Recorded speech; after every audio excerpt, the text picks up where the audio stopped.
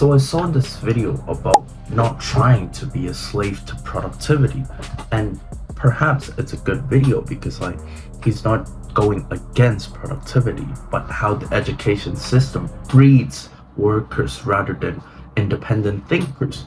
However, my response to that would be being a slave to productivity. It's not particularly bad, but perhaps we shall frame it differently despite we are doing it ourselves. So my stance is that it's perfectly fine to be a slave. You don't have to say you're a slave to productivity or money, but in actual practice, we can still be.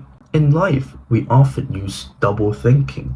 We would say certain things, but we would do otherwise, but both can be true to your values simultaneously.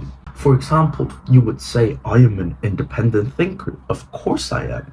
Yet you read news every day. You read books in order to influence your thoughts. And more likely than not, we often just take those ideas without extensive thought process and try to use dialectics in order to synthesize a better idea.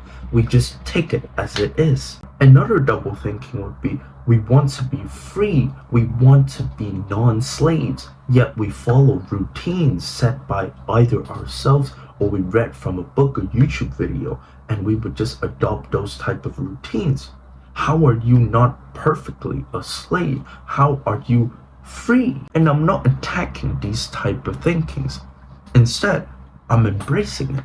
I think being a slave, it's perfectly fine, but we just have to tell ourselves, or at least for most people, we have to tell ourselves that we are not slaves despite being one. To say we shall not be a slave to productivity, it's just intellectually dishonest, because for most people, they would spend a lot of time in their work. I would spend 8 hours posting TikToks and promoting my memecoin and my dropshipping business. I would do my best in order to escape certain financial slavery.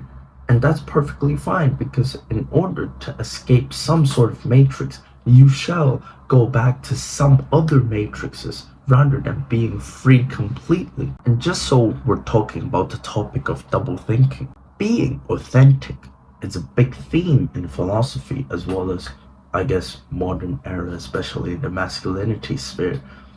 But the thing is, are we really authentic? Authentic to what?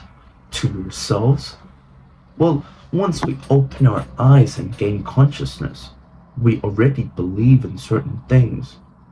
If we're born in a Muslim household and subliminally we're introduced to ideas such as, like, my father would not touch my aunt physically, not sexually obviously, but in, for example, my Chinese upbringing, it's perfectly fine for men and women to have casual conversations, and sometimes if their finger touch when, say, I'm giving you a teacup, and it's perfectly fine. Subliminally, we already have different values. If we're authentic to ourselves, we're just authentic to at least some degree of preset value that is not controlled entirely by you.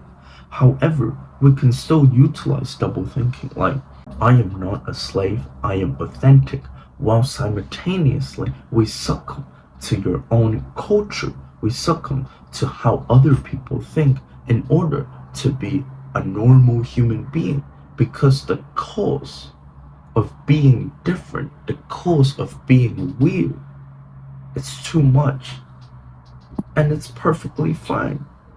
So my point here is saying I am not a slave whilst being a slave, it's perfectly fine.